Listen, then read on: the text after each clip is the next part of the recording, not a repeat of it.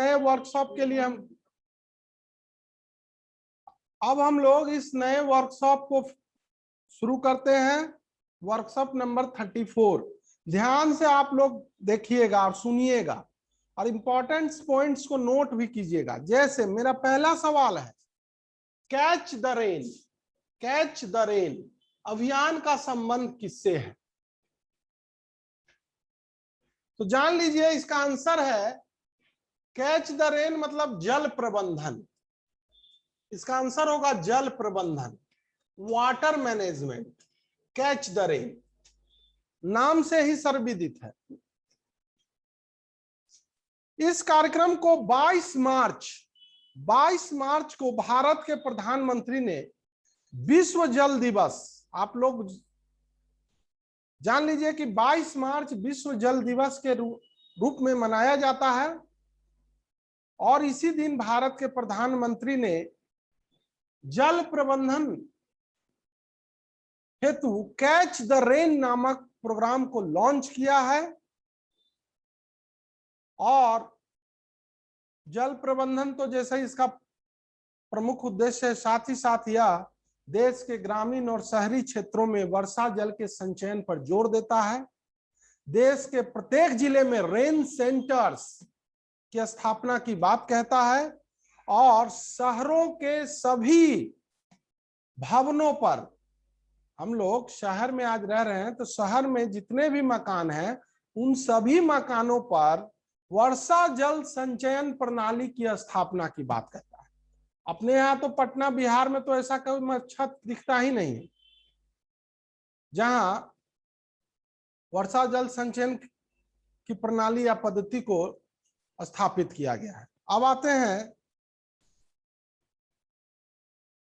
एक चीज मैं और आप लोगों को बता देता हूं कि विश्व जल गुणवत्ता सूचकांक अभी जो हाल में जारी किया गया है 2020, विश्व जल गुणवत्ता सूचकांक में 122 देशों की सूची में भारत का 120वां स्थान है।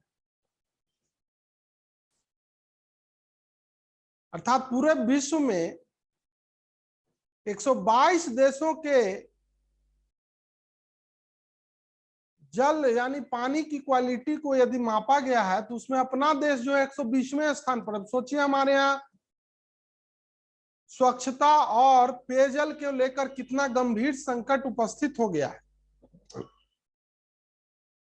तो वास्तव में एक सोचनीय इशू है।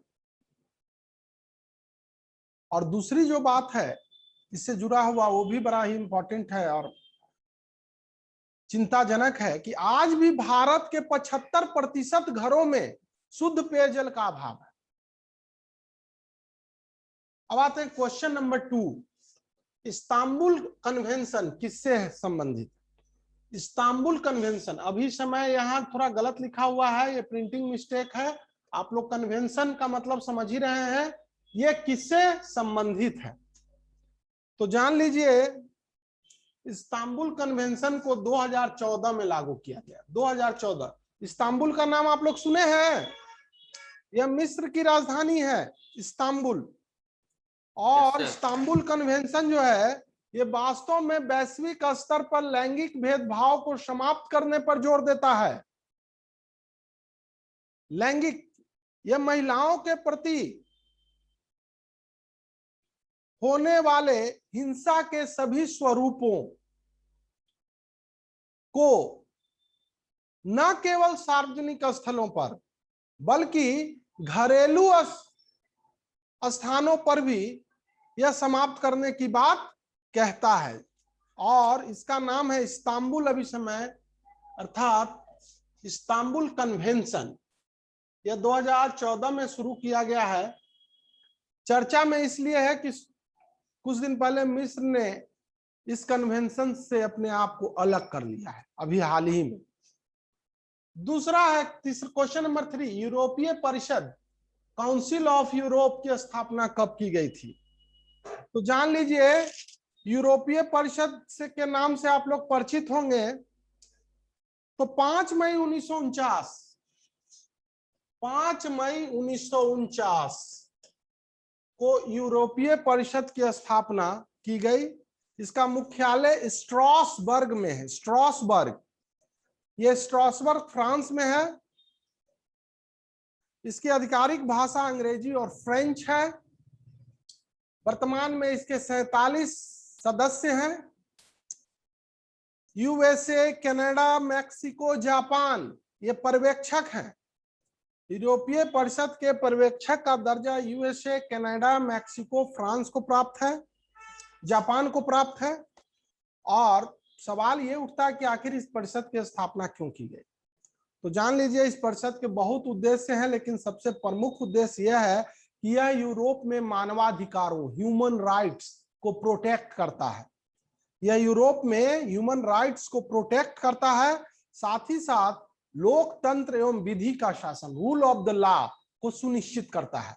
अर्थात ये तीनों उद्देश्य इसके परस्पर जुड़े हुए हैं। एक, to protect democracy and to protect rule of law and the protect of human rights. तो यदि आप इस पर गौर कीजिएगा तो ये तीनों ही उद्देश्य आपस में एक दूसरे से जुड़े हुए हैं और ये यूरोपियन काउंसिल का उद्देश्य है। अब आते हैं, शिक्षा को मौलिक अधिकार का दर्जा संविधान के किस अनुच्छेद के तहत प्रदान किया गया है? आप लोग पढ़े भी होइएगा। तो इसका आंसर है अनुच्छेद 21A। अनुच्छेद 21A। अनुच्छेद 21A के तहत 6 से 14 वर्ष के प्रत्येक बच्चे को अनिवार्य एवं निःशुल्क शिक्षा की बात की गई है और इसे फंडामेंटल राइट्स माना गया है। अर्थात यदि अब किसी व्यक्ति को शिक्षा से, किसी बच्चे को शिक्षा से महरूम रहना पड़ता है तो वह अपने इस अधिकार को पाने के लिए या अपने इस अधिकार के हनन के खिलाफ न्यायालय का दरवाजा खटखटा सकता है। अर्थात अब शिक्षा जो है 6 से 14 वर्ष तक की आयु के बच्चे को अनिवार्य एवं निःशुल्क प्रदान करने की बात जो है वो हमारे फंडामेंटल राइट्स में सम्मिलित किया गया है। और जान लीजिए 86वें संविधान संशोधन 2002 के द्वारा इसे 11वें मौलिक अधिकार 11वें मूल कर्तव्य, फंडामेंटल ड्यूटीज के रूप में भी स्वीकार किया गया। अर्थात हर माता पिता का यह कर्तव्य है कि वो अपने बच्चे को शिक्षित करें। अब आते हैं 1993 का यह मामला है जब मोहिनी जैन बनाम आंध्र प्रदेश राज्य के मामले में, मोहिनी जैन बनाम आंध्र प्रदेश राज्य के मामले में सर्वोच्च न्यायालय ने प्राथमिक शिक्षा को मौलिक अधिकार का दर्जा प्रदान किया। 1993 मोहिनी जैन बनाम आंध्र प्रदेश के मामले में सर्वोच्च न्यायालय में प्राथमिक शिक्षा को फंडामेंटल राइट्स का दर्जा प्रदान किया। इससे रिलेटेड एक और महत्वपूर्ण बात है कि अनुच्छेद 19(1) के आलोक में, के संदर्भ में 2009 में राइट टू एजुकेशन पारित किया गया, RTE, अर्थात शिक्षा के मौलिक अधिकार का दर्जा दिए जाने के पास राइट टू एजुकेशन 2009 अर्थात 6 से 14 वर्ष की आयु के प्रत्येक बच्चे को अनिवार्य एवं निःशुल्क शिक्षा प्रदान करने की बात को कानून द्वारा भी अधिनियमित किया गया है। अब आते हैं क्वेश्चन नंबर 5, राष्ट्रीय खाद्य सुरक्षा अधिनियम 2013 का उद्देश्य क्या है? तो जान लीजिए, खाद्य सुरक्षा, फूड सिक्योरिटी अधिनियम, अर्थात अधिनियम बनाकर 2013 में अधिनियम बनाकर खाद्य सुरक्षा को सुनिश्चित करने की बात की गई है। अर्थात इसके अंतर्गत प्रत्येक व्यक्ति को गरिमामय जीवन जीने के लिए वहनीय मूल्य पर, एफोर्डेबल प्राइस पर अच्छी गुणवत्ता वाले खाद्य पदार्थों को पर्याप्त मात्रा में उपलब्ध कराने की बात कही गई है। इसके तहत ग्रामीण क्षेत्रों के 75% परिवार एवं शहरी क्षेत्रों के 50% परिवारों को सम्मिलित करते हुए भारत की कुल जनसंख्या का 2/3 भाग को शामिल किया गया है। ठीक है, इस योजना के तहत महिलाओं के लिए एक स्पेशल प्रोविजन किया गया है और उन्हें 6,000 रुपया पोषण सुरक्षा के रूप में देने की बात भी कही गई है। अब आते हैं क्वेश्चन नंबर 6, वारली जनजाति का संबंध किससे? तो जान लीजिए, वारली जनजाति का संबंध महाराष्ट्र से है। महाराष्ट्र के सह्याद्री, जिसे पश्चिमी घाट के नाम से भी जानते हैं हम लोग, ये पश्चिमी घाट की उत्तरी उत्तरी भागों में निवास करते हैं वारली। चूंकि इनके निवास स्थान को बराल कहा जाता है, इनके निवास स्थान को वराल कहा जाता है, इसीलिए इनका नाम वारली पड़ा। ये एक प्रमुख जनजाति है और यह महाराष्ट्र के पश्चिमी घाट के उत्तरी भागों में निवास करती है और ये लोग प्रकृति पूजक माने जाते हैं। अब question number 7, LIGO India project क्या है? लीगो इंडिया प्रोजेक्ट तो जान लीजिए, लीगो इंडिया प्रोजेक्ट जो है वो वास्तव में USA, UK, Australia, Germany, LIGO India project USA संयुक्त राज्य America, United kingdom, Germany, Australia द्वारा शुरू किया गया है और इसमें भारत को भी सम्मिलित किया गया है। यह प्रोजेक्ट जो है वो ब्लैक होल और गुरुत्वीय त्वरण के अध्ययन हेतु एक वैश्विक नेटवर्क स्थापित करने की बात कही गई है। इस प्रोजेक्ट के तहत 3 वेधशाला, वेधशाला का मतलब आप लोग समझते होंगे, एक वैसा स्थान होता है जहां दूरबीन की मदद से आकाश गंगा में होने वाली घटनाओं को खगोलविद ऑब्जर्व करते हैं, उसका ऑब्जर्वेशन करते हैं, उसके आधार पर अपना प्रमुख निष्कर्ष या सिद्धांत जो हो वो प्रतिपादित करते हैं। तो इसके तहत 3 वेधशाला की स्थापना की जाएगी, 2 यूएसए में और एक भारत के महाराष्ट्र के हिंगोली में। तो लीगो इंडिया प्रोजेक्ट का मतलब आप लोग समझ गए होंगे, ये वास्तव में आकाश गंगा के अध्ययन से संबंधित है। इसमें 4-5 देश सम्मिलित हैं, भारत भी उसका एक महत्वपूर्ण सदस्य बना है। और जान लीजिए कि अभी चूंकि मैंने बताया कि इस प्रोजेक्ट का प्रमुख उद्देश्य है ब्लैक होल और गुरुत्वीय त्वरण का अध्ययन करना, तरंग का अध्ययन करना।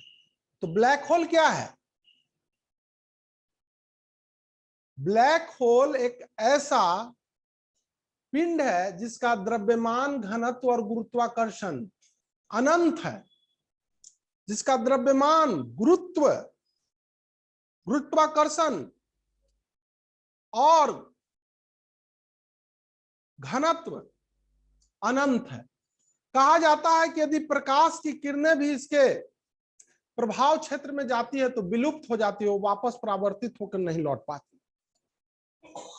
ठीक है, अब आते हैं गुरुत्वीय तरंग। तो ब्रह्मांड में चलने वाली अदृश्य लहरें, गुरुत्वीय तरंग वास्तव में ब्रह्मांड में चलने वाली अदृश्य लहरें हैं जो यदि किसी पिंड से गुजरती है तो उसमें हल्का सा खिंचाव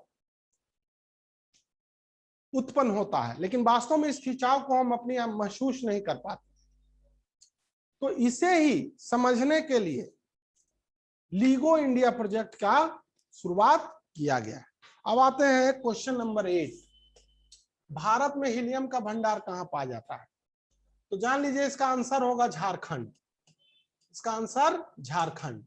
और एक बात जो महत्वपूर्ण है वो जान लीजिए कि हीलियम क्या है। तो हीलियम वास्तव में एक रंगहीन, गंधहीन, स्वादहीन, निष्क्रिय गैस है। हीलियम वास्तव में एक रंगहीन, गंधहीन, स्वादहीन और निष्क्रिय गैस है। इसके अनेक प्रयोग हैं, लेकिन एक महत्वपूर्ण प्रयोग परीक्षाओं में भी पूछे जाते हैं कि गोताखोर द्वारा अपने ऑक्सीजन सिलेंडरों में, यानी सांस लेने के लिए जो ऑक्सीजन सिलेंडर लिए जाते हैं उसमें हीलियम को मिलाया जाता है। ठीक है, और जान लीजिए कि हीलियम गैस का भंडार भारत में झारखंड में है और यह झारखंड के वर्केश्वर एवं टंटलोई, झारखंड के वर्कलेश्वर एवं टंटलोई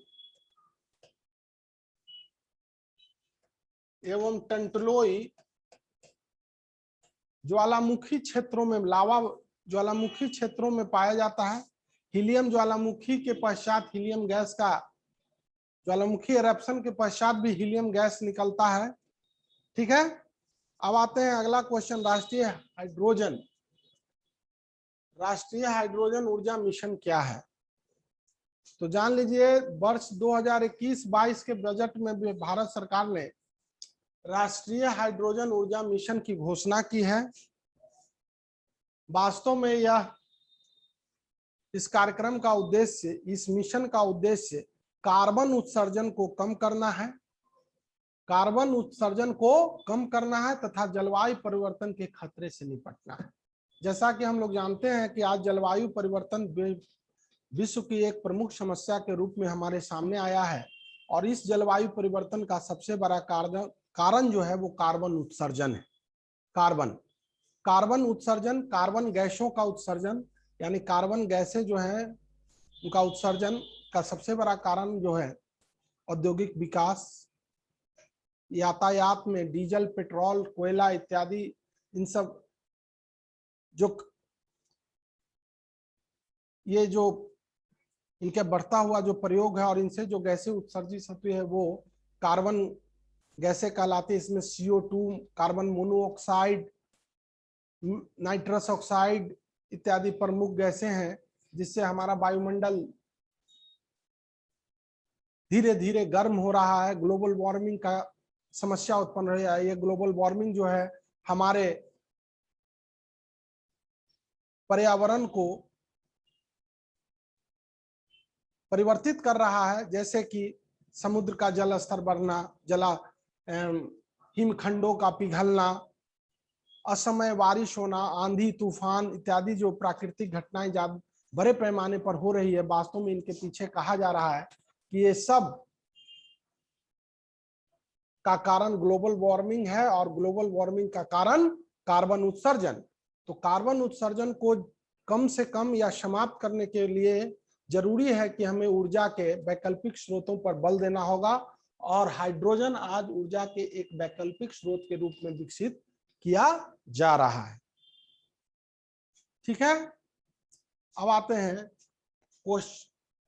फेम इंडिया योजना क्या है। Fame India, question number 11, fame India योजना क्या है?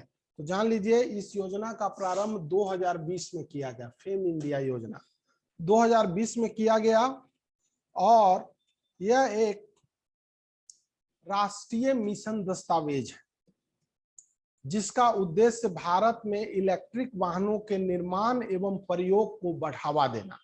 तो फेम इंडिया योजना क्या है? तो यह एक दस्तावेज है जो भारत में इलेक्ट्रिक वाहनों के निर्माण एवं प्रयोग को बढ़ावा देता है। यह भी जो फेम इंडिया योजना है जो मैंने अभी ऊपर चर्चा किया, ये दोनों लगभग आपस में जुड़े हुए हैं। यदि हम चाहते हैं कि कार्बन उत्सर्जन को कम किया जाए तो हमें इलेक्ट्रिक वाहनों के प्रयोग को बढ़ावा देना ही होगा और इसका भी प्रमुख उद्देश्य है ग्रीन हाउस गैसों के उत्सर्जन में कमी लाना। अब आते हैं क्वेश्चन नंबर 12, दुनिया का सबसे शक्तिशाली सुपर कंप्यूटर का क्या नाम है? तो जान लीजिए, दुनिया के सबसे शक्तिशाली सुपर कंप्यूटर का नाम फुगाकू है। फुगाकू अभी हाल ही में जापान ने इसे बनाया है। जापान, दुनिया का सबसे शक्तिशाली सुपर कंप्यूटर का नाम फुगाकू है, जिसे अभी हाल ही में जापान ने बनाया है। बड़ा ही फैक्चुअल क्वेश्चन है, चूंकि एकदम रिसेंट है इसलिए मैंने आप लोगों से पूछा है। आप लोग इसे याद रखिएगा, ये हो सकता है कि आने वाला किसी न किसी परीक्षा में आपसे पूछ दिया जाए। अब आइए क्वेश्चन नंबर 13, विश्व में सैन्य बल पर खर्च करने के मामले में भारत का स्थान क्या है? तो इसका आंसर भी है, जान लीजिए, सैन्य बल पर भारत द्वारा जो खर्चा किया जाता है उस खर्चे में भारत का स्थान जो है वो तीसरा है। अर्थात सैन्य बल पर खर्च करने के मामले में भारत जो है पूरे विश्व में तीसरे नंबर पर है। प्रथम कौन है? USA, और सेकंड है चाइना, और थर्ड है भारत। ये बड़ा ही आश्चर्यजनक बात है। आज हमारे देश में हेलो, आज हमारे देश में शिक्षा, बेरोजगारी, कुपोषण जैसी समस्याएं बड़ा ही गंभीर हो चुका है, गंभीर है। और वैसी परिस्थिति में भारत जैसा देश अपने रक्षा व्यय पर third largest country of the world, Bharat, India is the third largest country of the world जो रक्षा पर सर्वाधिक व्यय करता है। कहीं ना कहीं हमें इस पर सोचना होगा, लेकिन इसके पीछे भी कुछ अपने कारण हैं, अपने रीजंस हैं। चूंकि भारत के आस पड़ोस में कुछ ऐसे राष्ट्रों का जमावड़ा है जो भारत की शांति और स्थिरता के लिए खतरा बने हुए हैं। तो ठीक उस पर चर्चा कभी और करेंगे। जान लीजिए सिप्री, सिप्री स्टॉकहोम की संस्था है, स्वीडन की एक संस्था है सिप्री। सिप्री जो है वो प्रत्येक वर्ष विश्व में सैन्य खर्चों का आकलन करता है और उसी का यह आंकड़ा है कि वर्तमान में भारत जो है वो सैन्य खर्च पर तीसरा सबसे बड़ा देश है, करने वाला तीसरा सबसे बड़ा देश। एक बात जो आप लोगों को मैं बता देता हूं, इससे जुड़ा हुआ है हथियारों से जुड़ा, हथियार, वैश्विक हथियारों से। तो एक चीज ये भी याद रखिएगा कि दुनिया में हथियारों का सर्वाधिक आयात करने वाला देश है सऊदी अरब, दूसरा भारत, और तीसरा बात है कि दुनिया में सर्वाधिक हथियारों का निर्यात करने वाला देश भी जो है वो यूएसए है। ये भी आप लोग याद करिए, रखिएगा, बड़ा इंपॉर्टेंट फैक्ट है ये। अब जो क्वेश्चन मैंने आपके लिए लाया है वो है क्वेश्चन नंबर 14, भारत के नए मुख्य न्यायाधीश का क्या नाम है। बस एकदम रिसेंट, अभी कुछ ही दिनों पहले की बात है, 2-4 दिनों पहले की बात, इसका जो घोषणा किया गया। तो इसका आंसर क्या होगा, भारत के नए मुख्य न्यायाधीश का क्या नाम है। तो जान लीजिए उनका नाम है एनवी रमाना। एनवी रमाना भारत के नए मुख्य न्यायाधीश हैं और क्रम है इनका 48वां, अर्थात भारत के 48वें मुख्य न्यायाधीश का नाम एनवी रमाना है। इससे पहले एस.ए. बोबडे जो हमारे मुख्य न्यायाधीश थे, उनकी जगह पर उनका यह स्थान लेंगे एनवी रमाना, 48वें मुख्य न्यायाधीश, भारत के सर्वोच्च न्यायालय के मुख्य न्यायाधीश। मैं आपको बता देता हूं कि राष्ट्रपति का जो बहुत ज्यादा मैं इस पर गहराई से नहीं जाऊंगा, क्योंकि आप लोग को पॉलिटी के क्लास में भी बताया जाएगा। तो राष्ट्रपति मुख्य न्यायाधीश की नियुक्ति करते हैं। मुख्य न्यायाधीश का भारत में जो मुख्य न्यायाधीश हैं, चीफ जस्टिस ऑफ इंडिया, उनका वेतन याद रखिए 2,80,000, 2,80,000 चीफ जस्टिस ऑफ इंडिया का वेतन है। संविधान में अनुच्छेद 124 के तहत राष्ट्रपति की नियुक्ति की बात कही गई है। बाकी बातें आप लोग पॉलिटी के क्लास में पढ़ लीजिएगा। अब आते हैं क्वेश्चन नंबर 14, भारत के नए मुख्य चुनाव आयुक्त, भारत के नए मुख्य चुनाव आयुक्त का क्या नाम है। तो जान लीजिए कि भारत के जो नए मुख्य चुनाव आयुक्त हैं उनका नाम है सुशील चंद्रा। क्या नाम है, सुशील चंद्रा।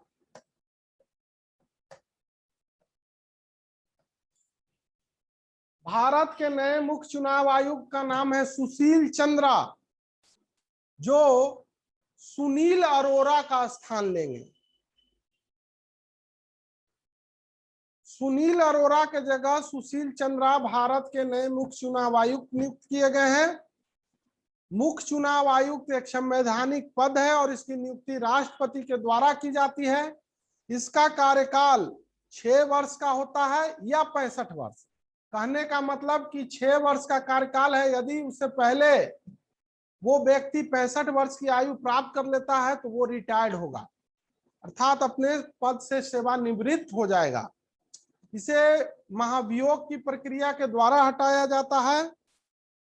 इससे रिलेटेड और जानकारी मैं आपको दे देता हूं कि भारत में चुनाव आयोग का गठन 1950 में किया गया।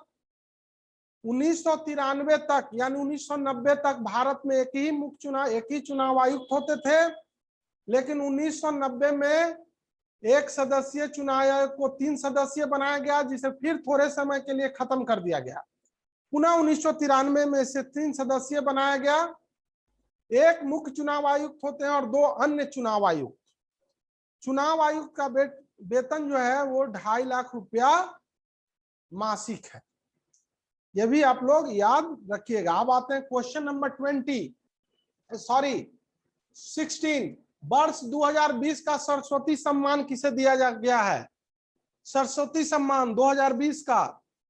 तो सबसे पहले जान लीजिए सरस्वती सम्मान जो है वो साहित्य से संबंधित है, यह के बिरला फाउंडेशन के द्वारा दिया जाता है और सरस्वती सम्मान के रूप में विजेता को 15 लाख रुपए की राशि और एक प्रशस्ति पत्र दिया जाता है। और जान लीजिए कि सरस्वती सम्मान की शुरुआत 1991 में किया गया था और प्रथम सरस्वती सम्मान पाने वाले व्यक्ति का नाम और साहित्यकार का नाम है, बड़ा ही चर्चित व्यक्ति थे वो, हरिवंश राय बच्चन, जिनकी एक प्रमुख रचना थी मधुशाला। अब आते हैं 2020 के सरस्वती सम्मान पर। तो 2020 का सरस्वती सम्मान डॉक्टर शरण कुमार लिम्बाले, डॉक्टर शरण कुमार लिम्बाले, डॉक्टर शरण कुमार लिम्बाले को 2020 का सरस्वती सम्मान दिया गया है। ये मराठी भाषा के हैं, मराठी भाषा के साहित्यकार शरण कुमार लिम्बाले को 2020 का सरस्वती सम्मान दिया गया है। और वो उपन्यास जिसके लिए इन्हें दिया गया है उसका नाम है सनातन। सनातन इनके द्वारा रचित एक उपन्यास है, उसके लिए शरद कुमार लिम्बाले को 2020 का सरस्वती सम्मान। अब आते हैं क्वेश्चन नंबर 16, सॉरी 17 जो है, 2020 का व्यास सम्मान किसे दिया गया है। तो मैं आपको बता दूं कि व्यास सम्मान भी साहित्य कैसे ही संबंधित है और यह भी के बिरला फाउंडेशन के द्वारा ही दिया जाता है। इसकी शुरुआत भी 1991 में हुई थी और प्रथम व्यास सम्मान पाने वाले साहित्यकार का नाम था रामविलास शर्मा। इसके तहत विजेता को 4 लाख रुपए की राशि और एक प्रशस्ति पत्र दिया जाता है। 2020 का साहित्य सम्मान जो है प्रोफेसर शरद पगारे, प्रोफेसर शरद पगारे को दिया गया है। प्रोफेसर शरद पगारे 2020 का व्यास सम्मान प्रोफेसर शरद पगारे को दिया गया है। आप लोग याद रखिएगा कि प्रोफेसर शरद पगारे को भी उनके चर्चित उपन्यास पाटलिपुत्र की सम्राज्ञी के लिए व्यास सम्मान 2020 से नवाजा गया है। ठीक है, अब आते हैं हम लोग क्वेश्चन नंबर, क्या कर दिया है, क्वेश्चन नंबर 18। मध्यकालीन विदेशी यात्री इब्न बतूता किस देश का निवासी था। तो जान लो जी, इसका आंसर है मोरक्को। मोरक्को वर्तमान में अफ्रीका का यह देश है। कुछ पिछले 2 क्लास पहले मैंने आपको बताया है कि इब्न बतूता एक मध्यकालीन विदेशी यात्री था जो मोरक्को का रहने वाला था। मोरक्को में एक जगह है टॉन्जियर, ये वहां का रहने वाला था और 1331 ईस्वी में दिल्ली आया था। उस समय दिल्ली का शासक था मोहम्मद बिन तुगलक। मोहम्मद बिन तुगलक इसकी विद्वता से प्रभावित होकर इसे दिल्ली का काजी नियुक्त किया। काजी मतलब न्याय विभाग, न्याय प्रमुख, काजी नियुक्त किया। और बाद में मोहम्मद बिन तुगलक ने इब्न बतूता को चीन के शासक के पास अपने दूत के रूप में भेजा। इब्न बतूता का नाम इतिहास में अमर है उसकी एक प्रमुख रचना रेहला के लिए। रेहला इब्न बतूता द्वारा लिखा गया है और इसमें भारत भ्रमण के दौरान उसने भारत के सामाजिक, आर्थिक और राजनीतिक व्यवस्था के विषय में जो चित्रण किया है, जो वर्णन किया है, उसको लेकर रेहला का इंपॉर्टेंस और भी बढ़ जाता है। अब आते हैं क्वेश्चन नंबर, ओ सॉरी, आप लोग गौर कीजिएगा, क्वेश्चन नंबर 9 छूट गया था हमसे। भारत का कौन सा राज्य पूछा है क्या जी? हाँ, क्वेश्चन नंबर 9 है भारत का कौन सा राज्य। देखिए टीबी लिख दिया है, पीबी नहीं होगा, टीबी। टीबी एक रोग है, टीबी मुक्त घोषित किया गया है। भारत का कौन सा राज्य टीबी मुक्त घोषित किया? जान लीजिए, इसका आंसर है लक्षद्वीप। लक्षद्वीप, लक्षद्वीप जो है भारत का ऐसा एकमात्र राज्य है जो टीबी मुक्त घोषित किया गया है। और आप लोग को मैं बता देता हूं कि भारत में 2025 तक टीबी को पूरी तरह समाप्त करने का राष्ट्रीय लक्ष्य निर्धारित किया गया। देखिए ये पूर्ण हो पाता है कि नहीं, ये तो आने वाला समय बताएगा। लेकिन टीबी एक बड़ा ही संक्रामक रोग है, बड़ा ही खतरनाक रोग है। आज से 40-50 साल पहले टीबी के कारण बड़े पैमाने पर लोगों की मृत्यु होती थी, और आज भी टीबी हमारे देश में अकाल मृत्यु अर्थात टीबी हमारे देश में यदि रोगों में सर्वाधिक किस रोग से लोग मरते हैं तो टीबी एक बहुत बड़ा रोग है। यह माइकोबैक्टीरियम ट्यूबरकुलोसिस नामक जीवाणु यानी बैक्टीरिया के द्वारा फैलता है, और बच्चों में टीबी से बचाव के लिए ही बीसीजी का टीका दिलवाया जाता है।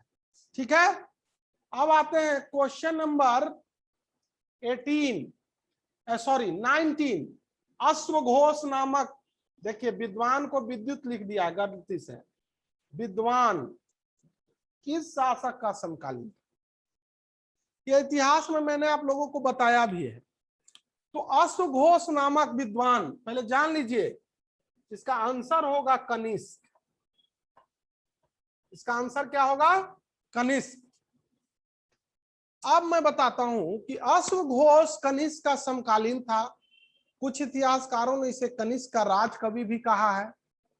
कनिष्क एक महान कुषाण शासक था जो 78 ईस्वी में गद्दी पर बैठा। गद्दी पर बैठने के उपलक्ष्य में उसने शक संवत जो जारी किया। जो शक संवत है वो वास्तव में कनिष्क के राज्यारोहण की तिथि को भी बताता है, जिसका प्रयोग आज तक हम लोग करते हैं। कनिष्क एक महान शासक था। महान इसलिए था कि वो एक महान विजेता था, वह कला एवं साहित्य का महान संरक्षक था, और इतिहास में उसका नाम एक महान विजेता के रूप में जाना जाता है। और सबसे बड़ी बात मैंने आपको बताया भी था कि यह भारत का पहला शासक था जिसने अंतरराष्ट्रीय साम्राज्य की स्थापना की। इसने मध्य एशिया पर विजय प्राप्त किया था। ठीक है, अब आते हैं अश्वघोष। अश्वघोष कनिष्क ने जब पाटलिपुत्र पर आक्रमण किया तो यहां से वो अनेक बहुमूल्य चीजें ले गया, जिसमें एक बहुमूल्य चीज भी था, वो था अश्वघोष। अश्वघोष एक महान विद्वान थे। ये एक महान बौद्ध विद्वान थे, और ये पहले बौद्ध विद्वान थे जिसने बौद्ध ग्रंथों की रचना संस्कृत में करनी शुरू की। यूं तो इन्होंने अनेक ग्रंथों की रचना की, लेकिन दो प्रमुख ग्रंथ हैं। उसका नाम है बुद्ध चरित और सौंदरानंद। बुद्ध चरित को बौद्ध धर्म का महाकाव्य माना जाता है। साथ ही साथ जान लीजिए वही अश्वघोष हैं जिन्होंने कश्मीर में चौथी बौद्ध संगीति की अध्यक्षता की थी। तो अश्वघोष के विषय में और जानकारी तो हम आपको दे ही चुके हैं, ये आज हम पुनः एक बार इसको रिपीट किया मैंने। आइए क्वेश्चन नंबर 20। मध्यकालीन भारत में प्रचलित इक्ता व्यवस्था को किसने प्रारंभ किया था? अभी जस्ट 3-4 का क्लास पहले मैंने आपको पढ़ाया था, सोचा कि मैं आपका टेस्ट भी कर लूंगा इसी बहाने। तो इक्ता व्यवस्था का प्रारंभ किया था शमसुद्दीन इल्तुतमिश। शमसुद्दीन इल्तुतमिश। शमसुद्दीन इल्तुतमिश मध्यकालीन भारत का एक महत्वपूर्ण शासक था जिसने 1210 से 1236 तक भारत में शासन किया। इसने अनेक महत्वपूर्ण कार्य किए, जिसमें एक महत्वपूर्ण प्रशासनिक कार्य था इक्ता व्यवस्था का गठन। अब सवाल यह आता है कि इक्ता व्यवस्था मैं पहले भी बता चुका हूं, लेकिन पुनः एक बार रिपीट कर रहा हूं क्योंकि यह एक बड़ा इंपॉर्टेंट सवाल है। तो इक्ता व्यवस्था क्या था? तो वास्तव में यह एक प्रशासनिक व्यवस्था था। आज जो आप ब्यूरोक्रेट्स देखते हैं, डीएम, एसपी, जिले का डीएम जिस प्रकार से है, उसी प्रकार उस समय मध्यकालीन भारत में इल्तुतमिश ने अपने साम्राज्य को अनेक प्रांतों में विभाजित किया, और प्रत्येक प्रांत को इक्ता कहा गया, और उस इक्ता के प्रमुख को मुक्ता कहा गया। मुक्ता या बलि वो प्रांत की सुरक्षा, प्रांत के आमदनी, राजस्व का देखरेख करता था।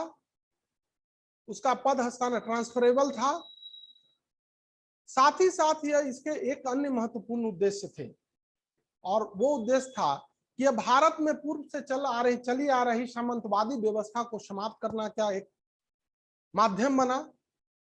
साथ ही साथ यह साम्राज्य के दूर दराज के प्रांतों को दिल्ली से जोड़ने का भी माध्यम बना, अर्थात यह साम्राज्य के सभी प्रांतों को दिल्ली से कनेक्ट, यानी सेंट्रलाइज शासन व्यवस्था जो थी उसको दिल्ली के प्रभाव में लाने का भी एक माध्यम बना इक्ता व्यवस्था, जिसे इल्तुतमिश ने शुरू किया था। इसके प्रमुख को मुक्ता या बली कहा जाता था। तो यह दिल्ली प्रशासनिक व्यवस्था की एक विलक्षण विशेषता थी, और इसी इक्ता व्यवस्था के परिवर्तित रूप को आज हम लोग सिविल सर्विसेज के रूप में भी देख रहे हैं। ठीक है, धन्यवाद।